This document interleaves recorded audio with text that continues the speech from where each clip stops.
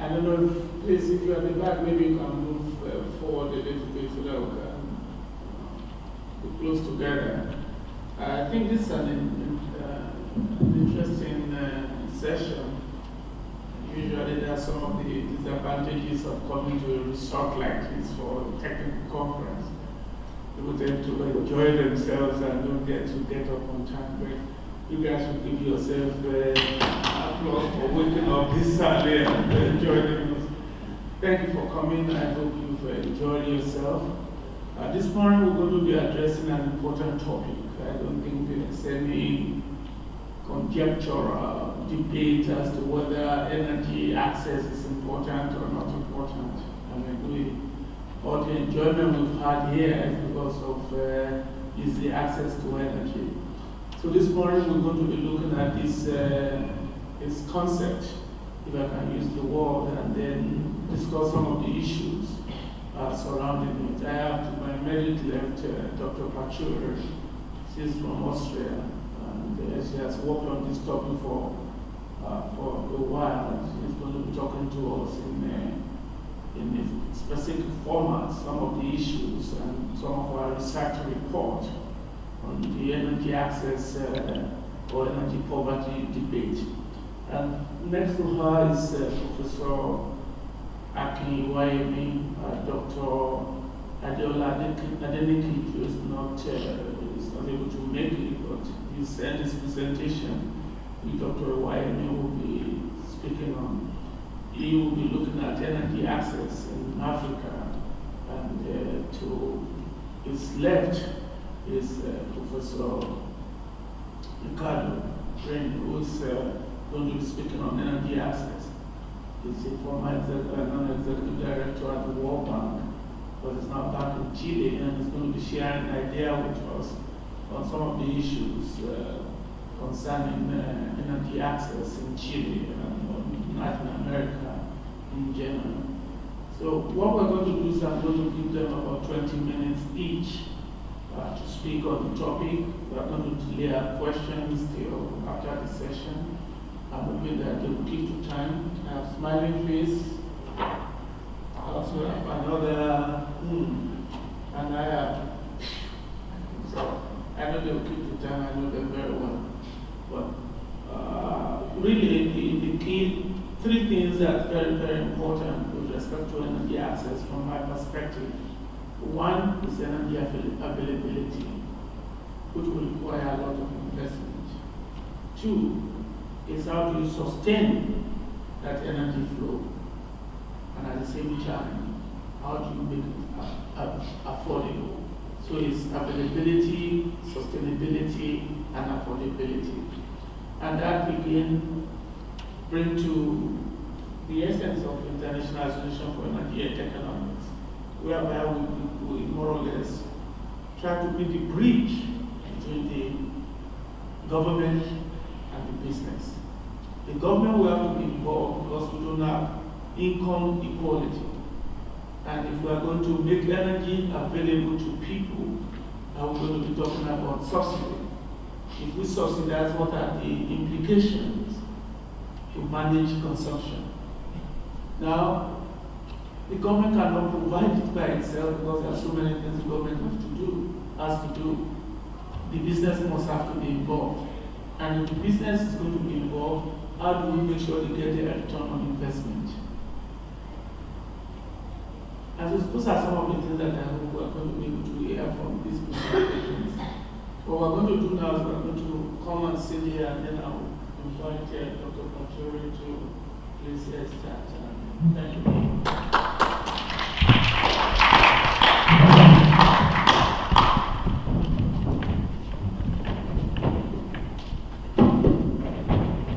So good morning, everyone. It's a small crowd, but I hope we can generate some interesting discussion and stimulate your brains a little bit this morning.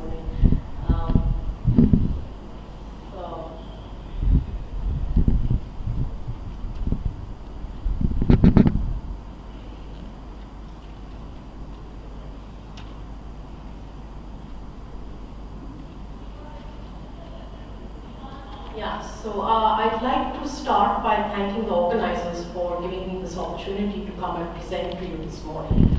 And what I'd like to talk about in the next few minutes is looking at energy access, not just in terms of energy poverty, which I will of course discuss, but also looking at it in relationship to other developmental and climate goals. Often when we are talking in policy terms, we talk about climate policy, we talk about air quality, we talk about economic policy and so on, and all of these are often discussed in isolation from each other because that's the way governments are organized, and governments tend to be working in ministries which are sort of dealing with one aspect. But however, we know in reality things are interconnected, and that's a little bit what I will try to highlight this morning through the recent research that we've been doing. So when we talk about energy access, we know that it's fundamental to development. We know that energy is essential for all aspirations, that basically we need it not just for basic needs, but for community services, for communication, for mobility, and so on. And also that energy is an essential ingredient to productivity enhancement. So basically, energy is an input to all manufacturing, all productivity changes. And throughout history, we've had this energy transition, which has basically been trying to develop better energy carriers, better energy technologies that will lead to more efficient conversion of energy to services. And obviously without energy access, this is not feasible, or this is done in a very inefficient way with many adverse consequences for human well-being. Now, if we look at what we mean by energy access, people have very different definitions of energy access, and there is no sort of universal understanding as to what energy access really means. Firstly, we know that energy service needs are varied. When we talk about energy access, some people just equate it to electrification. Now, of course, electricity is important because electricity enables many different services, but that's not all. You need energy for productive uses, you need energy for thermal uses, so you need energy for cooking, you need energy for industry and manufacturing, there are several different types of energy service needs, and when we talk about energy access, we need to think about all of these. And then there are also different degrees of modern. So when we talk about modern energy access, everyone thinks, okay, modern energy access equates to electricity or clean cooking. Now this of course is true, but there are different degrees of modernity. So for someone who has only firewood and is cooking on a traditional stove, then even an improved stove is an improvement, is more modern than what they're currently using. However, for someone who's using kerosene for cooking, for example, then for them gas would be the next transition, or electricity. So there are different degrees of modernity. And then already this was mentioned in the opening comments, when we talk about energy access, there are multiple dimensions of energy access. So it's not just the physical availability that's important, that's of course the first step, but then it has to be affordable, it has to be of regular, reliable quality and reliability, and it has to be sustainable. So there are all these different dimensions to energy access. Now, when we talk about the globe, we know that in many different dimensions there are inequalities, and we see that even as far as where the energy poor are concentrated, it's not equally concentrated around the globe. So this is a map that shows you the distribution, the population density of people living without access to electricity and those that do not have access to clean cooking. And you can see very clearly from this map that there are hotspots which are visible. And globally we know that there are 40% of people who lack access to clean cooking and about 20% who do not have access to any electricity. But when we look at where these people are living, most of them are living in sub-Saharan Africa and South and East Asia. And even within these regions, it's mainly in rural areas that a lot of these people are concentrated. And of course, when we talk about energy access, it's not just having the physical availability, but it's also how much people are consuming. And we see again that there are huge inequalities in the distribution of energy and how much of it is used globally. So this is just a simple Lorentz curve with the horizontal, the line through the axis showing you an equal distribution. And this is what globally is what the distribution of electricity consumption globally. So we can see that over 20% have zero consumption because they don't have access. And then basically this is what it is for GDP, and this is what it is for final energy. So in terms of final energy and GDP, they're quite similar. And basically what we see is that 20% of the population has over 60% of the global income and uses about 60% of global final energy. So it's a very skewed distribution of energy and electricity and GDP globally. Now, when we talk about energy access, why is it important? It's important because it's going to result in improvements in human well-being in many different dimensions. So when we talk about health, how can you refrigerate vaccines, which are crucial to saving people's lives if you don't have access to electricity? How can you reduce exposure to harmful pollutants if you don't have access to clean cooking fuels? These are just some of the examples of the kind of well-being improvements that can result from improving access to energy. Energy, as I said, is crucial for many different dimensions of well-being. It has implications for the environment, it has implications for jobs and employment and education. And so therefore actually it really touches upon all dimensions of human life in a way.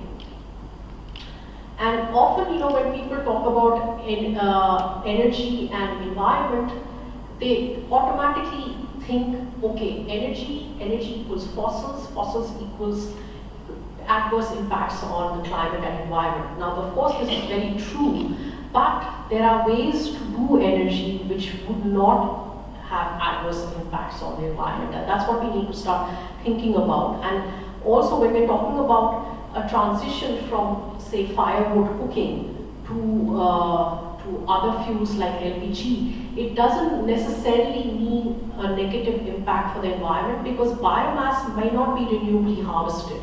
If the biomass is not renewably harvested, then you have CO2 emissions associated with the biomass. Furthermore, when you are combusting biomass in inefficient stoves, which is the way most people cook today, there are lots of non-CO2 emissions that result from that. And therefore, when you're transitioning away from inefficient biomass combustion, then you could actually be having a benefit to the environment.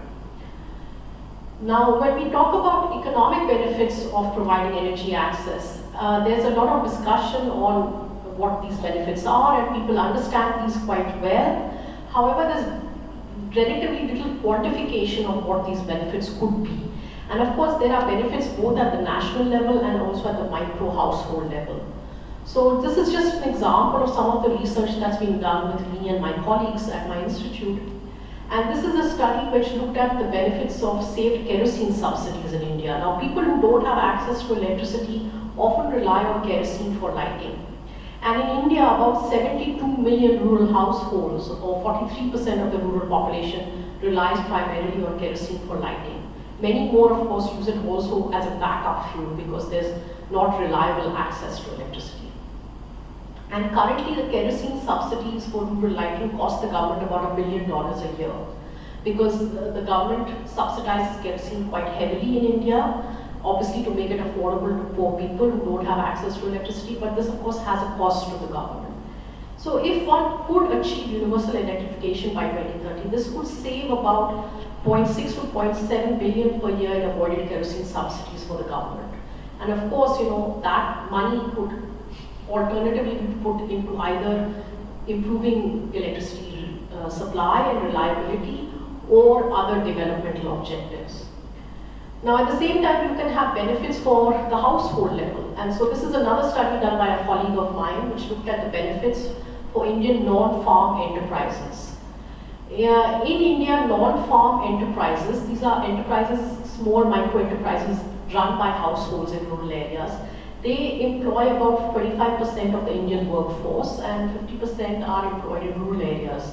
and about 1/4 are women. Now, with electricity access, this study found that the probability of owning a non-farm enterprise is higher by 5%, and the earnings of that particular enterprise could be higher by 25%. And not only is access to electricity important, but also regular and reliable supply. So if you have access to electricity, but you're not getting enough hours of supply in the day, then of course you can't run your business. So what we found in this particular study in India was that regular and reliable supply was crucial, because every hour of supply could increase earnings by 0.5%. So again, this is an example of what can benefit at the household level. Now, when we look at the impacts of kerosene lighting in India, now as I said, people who don't have access to electricity basically rely on kerosene for lighting. And in India, we looked at a study where we looked at what was the consumption of kerosene for lighting, how many emissions did that result from this use, and what were the health impacts of that. So what we found is that if we looked at the year 2005-2006, oddly enough, about 35% of kerosene consumption for lighting was in households that did not have access to electricity, so the non-electrified households. But 65% of kerosene was used in households that had access to electricity but were not getting reliable supply. So because of not having reliable supply to electricity, they were still using kerosene as a backup. And obviously this led to emissions, because kerosene, when it's burnt in poorly designed lanterns for lighting, results in lots of particulate matter emissions, particularly black carbon. And black carbon has a high global warming potential. And this also has health impacts. So we tried to quantify some of these. Now then we also did some scenarios for 2030. This is just a quantification of the deadweight loss from subsidies and the carbon value of the emissions. Now in 2030, if we look at a scenario where everyone gets connected, so that's the universal connectivity scenario, which is the first column, we see that this results in some reductions in kerosene use and emissions and the health impacts, but it's not all that much. You need to increase connectivity as well as improve reliability of supply before you really start having significant benefits to the population. So just providing a connection is not good enough, it has to be reliable. And so, yeah, as I mentioned, this was some quantification we did on the deadweight loss. And I will show you the breakdown of the deadweight loss. So the deadweight loss is just a quantification of the cost of the subsidy in a way. And what we see is that the red portion shows you that percentage of the population, or that part of the deadweight loss that's coming from households that have no access to electricity. And again, what's visible here is that a lot of the deadweight loss is a result of subsidies to households that have access to electricity but are using electricity as a backup fuel because there's no reliability of supply. Now, another important co-benefit of providing better access to energy is air pollution, reduction in air pollution. Globally, air pollution is something that you see visibly in cities everywhere, and people do not connect it very often with pollution that's arising from poor cooking in households. But in fact, in many developing countries, particularly in South Asia, we find that the quality of air outside, so in cities, is also impacted by people who live around the cities who may not have access to clean cooking fuels. So those who are using biomass or coal for heating and cooking in their households. And so we did a study where we tried to quantify what would be the health impacts from this air pollution. And the first row in this particular table shows you what is the story in 2030 in South Asia with no new policies. So we see the greenhouse gas emissions, the premature deaths from outdoor air pollution, the premature deaths from indoor air pollution, and the share of population using solid fuels. And then the second row shows you basically what would be the scenario in 2030 if you had stringent policies for air quality, for providing modern energy access, and for climate. And you see that there are huge benefits in terms of the deaths avoided from outdoor and household air pollution. Now, this is a global map showing you the same result. So this is the scenario in 2030 when there are no new policies. And basically what one sees is that the WHO guideline is less than 10 micrograms of particulate matter concentrations. So this is a map that shows you the concentration of particulate matter, which is basically a pollutant that is very harmful to health. And what we see is that in 2030, if you have no new policies, you're going to have much of the globe with particulate matter levels much higher than what WHO recommends for safe health. And this is a picture of the same globe, but now in a scenario where you have stringent outdoor air pollution policies, climate and clean cooking policies. So immediately you see that there's a huge improvement in the PM levels globally, and most of the population is now below the 10 micrograms of PM 2.5 level that the WHO recommends. Then there has been also a lot of discussion about, is there a trade-off between achieving universal access to modern energy and climate mitigation goals? Now there are several studies, and I list some of them here, that very clearly have demonstrated that providing modern energy access to everyone universally will not have a major climate impact. It will have a very minor climate impact. And some of the reasons for that is what I mentioned earlier. You're moving away from very inefficient biomass to very efficient LPG. So you're changing that much biomass for this much LPG. And in addition, biomass combustion in inefficient stoves also has non-CO2 emissions associated with it. So if you account for those, then basically the net impact of changing from biomass to LPG cooking is not that severe. So this is a study that has looked at the emissions implications or the emissions contribution historically of electricity access in India. So this was the situation of electricity access in India in 1981.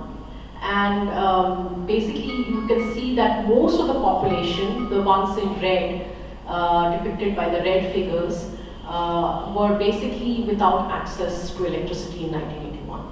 This is what changed in 1991, this was the situation in 2001, and this is what the situation was in 2011. So there has been progress with providing access to electricity in India over the last 30 years. Now, one might ask, what are the emissions implications of the last 30 years of household electricity access in India? And this is a study that has tried to quantify that. So between 1980 and 2011, 650 million people got access to electricity in India. So that's a lot of people. But even today, about 350 million people don't have access to electricity. And the average household electricity use among those that were connected doubled from 400 to 900. But that's still very low compared to what it is in much of the OECD world. And so basically we try to estimate what the direct emissions impacts of this increased access would be. And we did a simple decomposition analysis that suggests that about 43 to 64 million tons of CO2, or only 3 to 4% of the national emissions growth between 1981 and 2011 was because of improved household access to electricity.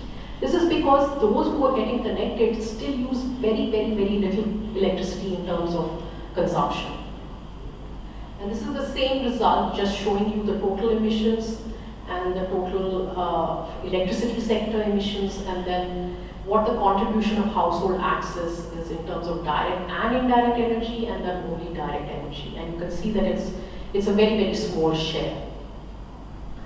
Now, finally, I also want to mention that already today renewables are becoming competitive for providing electricity access. This is a study from Kenya, and this shows you the density of electricity demand by region in Kenya. And what we have found is that when we look at this and we look at where the existing electricity grid in Kenya is, which you can see by the map on the right, we can find that off-grid solar PVs are suitable for electrifying 80% of the gridded area or about 25% of the population. So already when we look at supplying electricity to households in certain regions, off-grid renewable-based options are becoming competitive because of reducing costs, particularly of PV. So I'd like to end with some lessons for policy and research. What we are seeing already is that there are low carbon options that are available and competitive even in certain circumstances. And we need to really select these options today so that we can avoid future carbon lock-in for nations that are now beginning to provide access to electricity for their populations. So what we need really are pro-poor low carbon pathways. But of course there are often high upfront costs associated with this. So this needs new and innovative financing schemes. We know that fossil fuel subsidy reforms are feasible, but of course this requires considering who the winners and losers of that reform will be and compensating those that would be incurring losses. And finally, I think what's very important is that there is need for more coordination across policy domains. As I started off with my talk, I said that often air quality is dealt with separately from climate, is dealt separately from economic policy, from developmental policy, and so on and so forth. And that's of course because that's an easy way of dealing with it. But actually there are multiple benefits and synergies and trade-offs often between all these different goals. And so doing more research to understand these benefits and quantifying some of these benefits can also help inform policy in designing better incentives and also for leveraging more investments. Finally, I think there's also a need for really looking at research on the distributional impacts of energy and environmental policies. I mean, often there are energy and environmental policies that are introduced, but then there's not much work done in understanding what would be the implications of this for the extremely poor. Does it enhance access to energy for the poor, or does it really cause more detriment to these populations? So I'll end with that. I want to thank you very much. You can visit our website. We have a lot of our research already on the website. And I'd like to end with sort of highlighting some interactive policy tools that we've developed at our institute that might be something interesting for you to explore. One is a tool that looks at energy access to clean cooking and electricity in households. And the other is looking at multiple objectives, there's synergies and trade-offs. So looking at policy goals like energy security, pollution, reducing health impacts, and climate change. And again, these are tools that are available on our websites. There are online versions of the manuals to the tools which are shown there, and then there's a screenshot of one of the tools which maybe you would like to explore further. Thank you very much.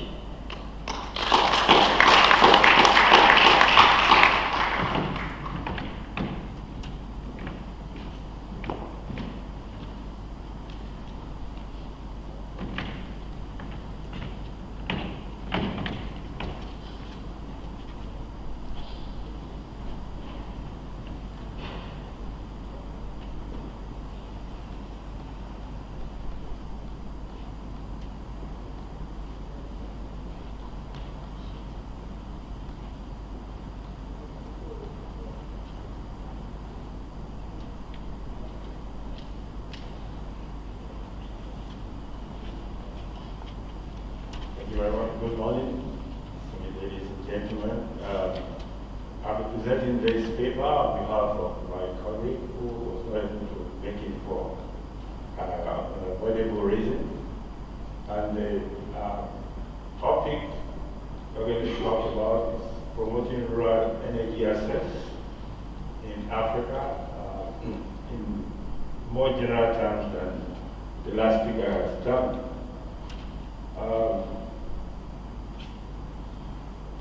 Broadly speaking,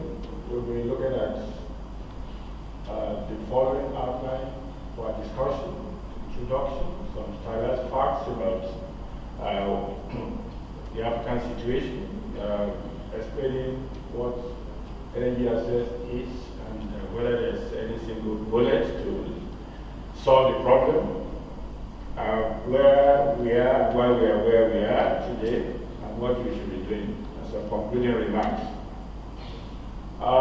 In general, the last decade, one of the positive stories in the region is that the fastest growth rates in the world, you can find in some of these African countries.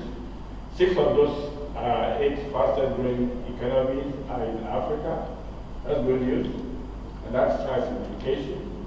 Also, we know that the middle class has also grown in the region, and this middle class demands actually more access to energy, and they supply this access because of the shortage of electricity and other energy forms through the private supply, using generators and even some of them individually using solar PVs. Okay? But for majority of the people in most African countries, energy access is a key issue. It's a major issue for both political and economic debates. And this arises largely because of the low level of consumption of energy. This is, the debate is a common information about the region. The low level of energy consumption is not only a factor in the low level of development, but also it's an indicator, an important indicator of the low level of economic and social development in the region. So access to modern energy services is crucial to not only expanding the space for job creation, but also in terms of income opportunities, both in urban and rural areas, and also in terms of the quality of life of people in the countries in the region.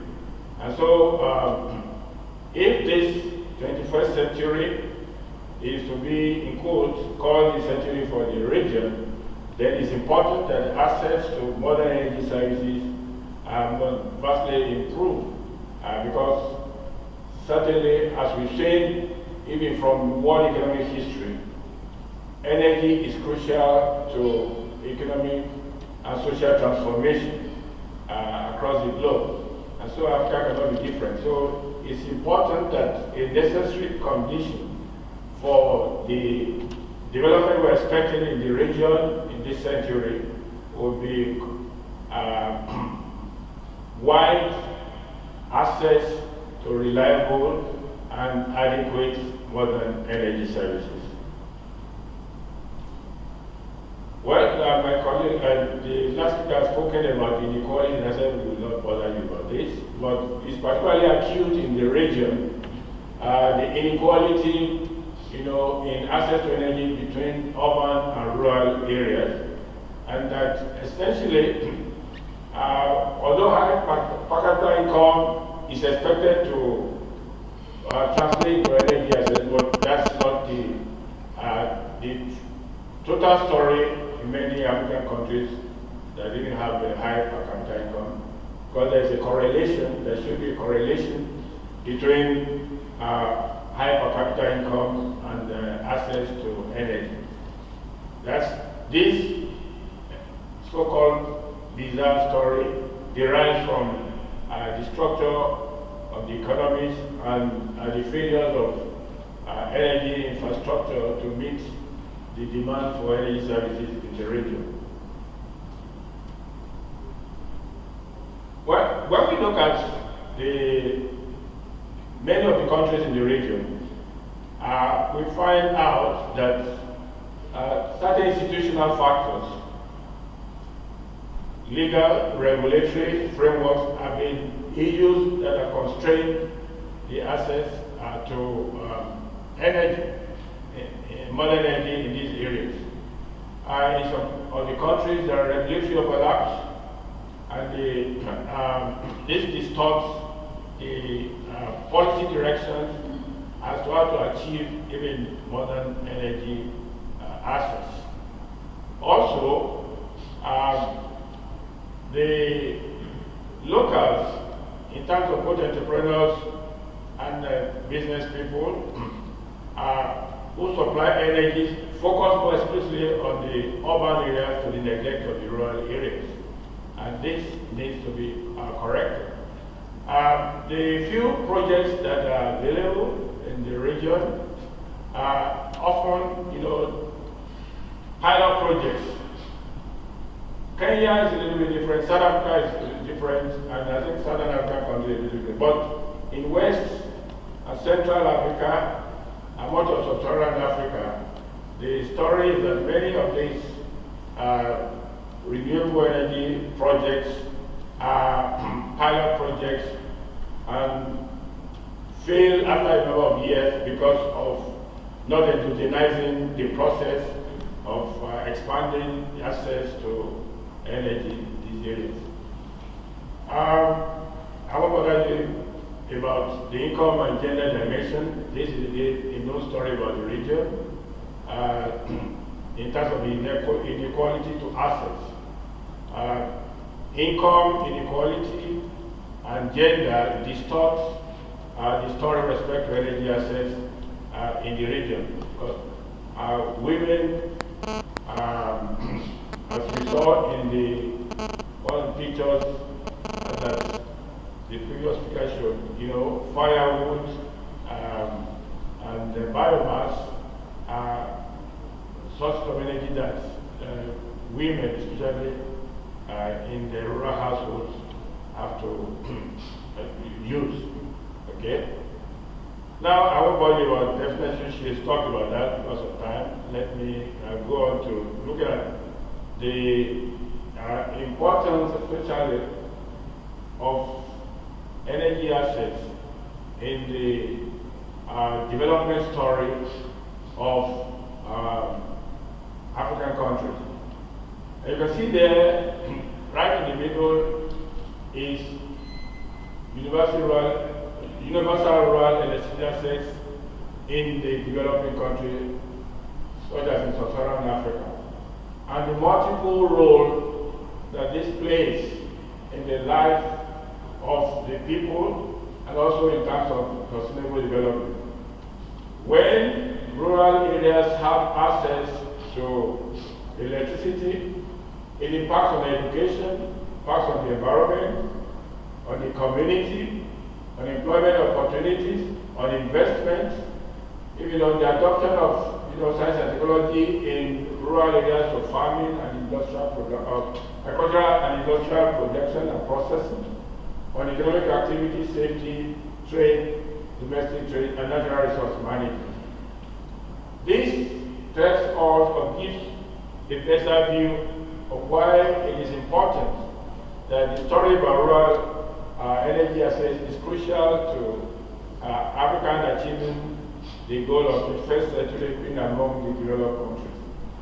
If we get the story right with respect to this, then there will be a dramatic change in the economic prospects and fortunes of the region. Another story is told by the importance of universal access with the MDG that we want to come to an end this year. The access to affordable, reliable, and sustainable electricity in the rural area impacts on 5 critical MDGs. 1, 2, 3, 4, 5. Income, agricultural production will increase, education will be impacted, health also will be impacted. These tell us how important African countries must take the issue of rural assets in designing their development program. Let me show a few statistics again in terms of the perspective of African countries in the global debate, you can see that the bulk of those who have no access to electricity is largest in Africa, from those statistics. Rural education rate is very low, urban education rate also very low, telling the story about the failure of energy infrastructure in the region compared to other parts of the world. So the very large number of people who have no access to electricity, and this story compared to the region must change for the region to be an active participant in global economic and social debate. This provides another perspective to the problem with a few of the countries identified those without access to electricity and those who depend largely on biomass for cooking. Now, having looked at some of those information as background information, what factors are critical to resolving the few challenges? We'll deal with this a little bit more, but let me show you also some pictures that depicts the non-conventional pattern of African countries with respect to the relationship between modern energy access and economic growth captured by GDP per capita. As you can see from the graph, most African countries are to the right, which tells you that they are more dependent on traditional energy use, the bulk of them. But South Africa and Northern African countries, you see to the left, showing that the very low level of dependence of these countries on biomass. Okay? The next figure tells us the electrification rate is ability per capita. The bulk of the countries are to the left, telling us that most of them have low electrification rates. Vis-a-vis GDP compared to where actually the better position to be actually will be to the right side, where you have Tunisia, Morocco, and South Africa. But rather the bulk of the countries are to the left, which tells you that the trajectory to higher electrification rates needs to be accelerated. Okay? Then again, another perspective to urban electrification. The story is better than rural electrification, and you can see the story of rural electrification. Most of the countries also are to the left of the graph. Okay? And finally, again, this provides another picture of the long journey that needs to be done in correcting the situation concerning low rural electrification rates. Okay?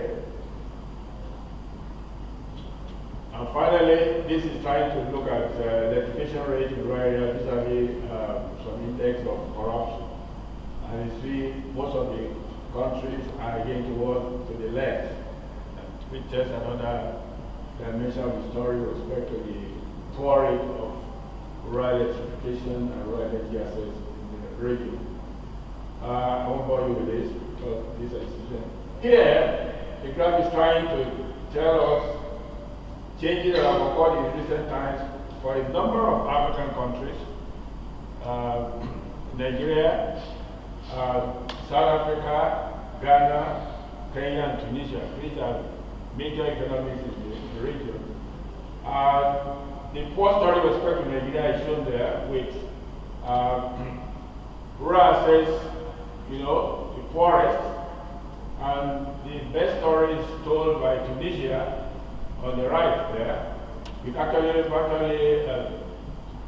nobody in 2014, no part of the population is using biomass or fuel wood. Electrification, especially in North Africa, actually, is far more advanced than other parts of the continent. But Nigeria is the poorest. Unfortunately, it's another producing country, but it failed infrastructure, public infrastructure, it tells much of the story.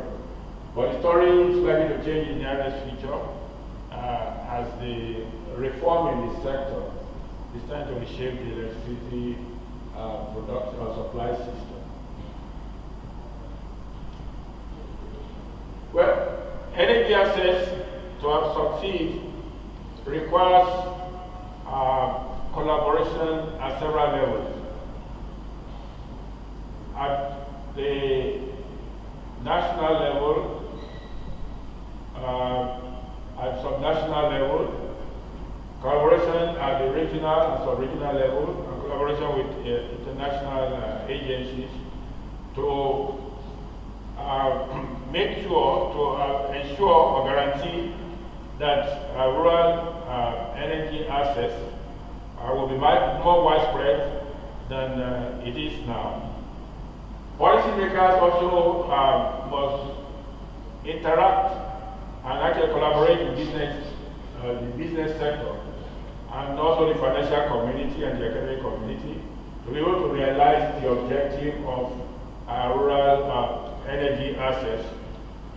It's also important that policies must be designed to create the institutional environment that will allow for the energy supply system to function effectively in those regions, and many of the countries have embarked upon reforms of the energy sector so that the failed energy infrastructure system before will be corrected and be more efficiently managed to be able to support the demand of the population, both in rural and urban areas, for modern and reliable energy services. It is important that the right business model must be developed for the region, and the right financing model must be developed, and we have a framework for looking at that is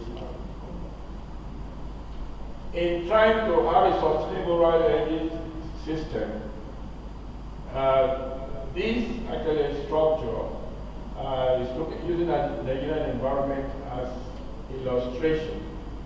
And the active players in trying to find a sustainable financing system are the financial institutions, the private investors, the international financial institutions and bilateral agencies, the government at both national and subnational level,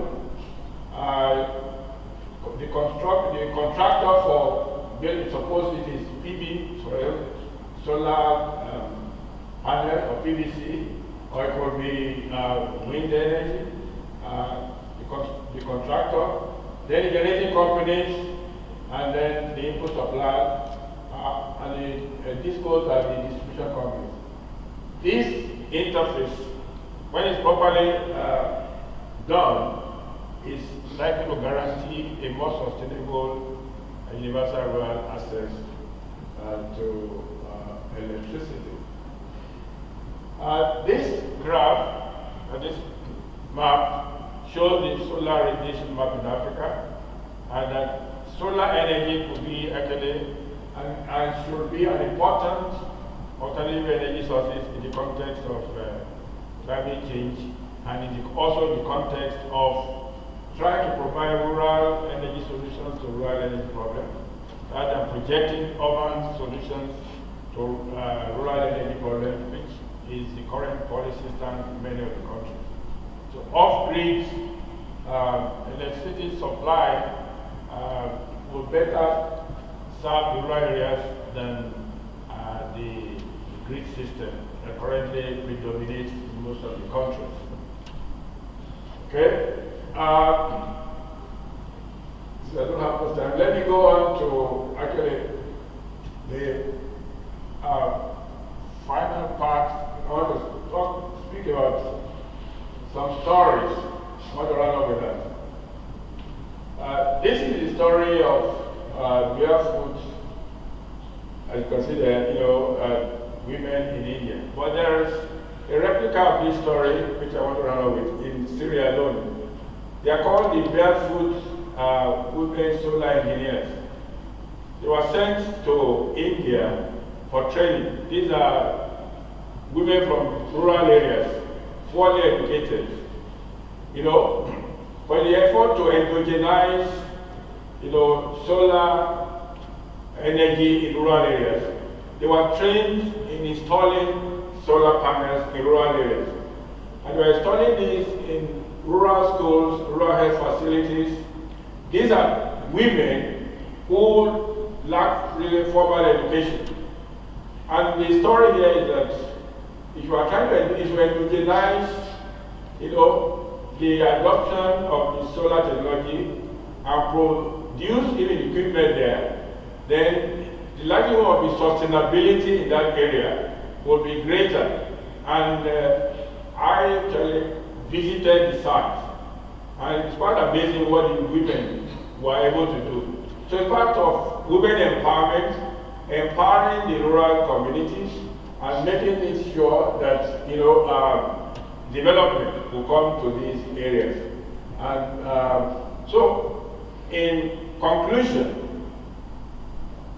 we need to endogenize the whole process of correcting the anomalies in the energy sector in African countries. In the sense that if we are going to introduce even off-grid technology, it should incorporate collaboration between the government, the professionals, the academic community, and those who can support the sustainability of this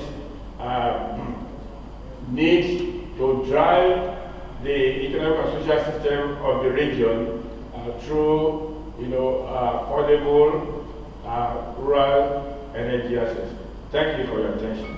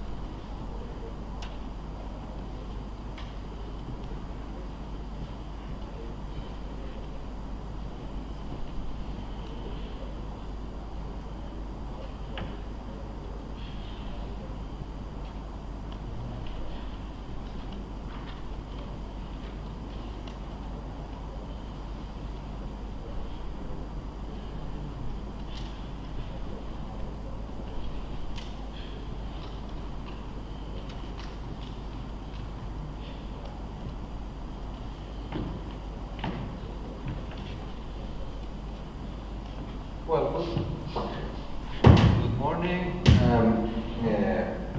Thank you, Wumi, for the invitation to talk about energy access, a very hot topic in the international agenda.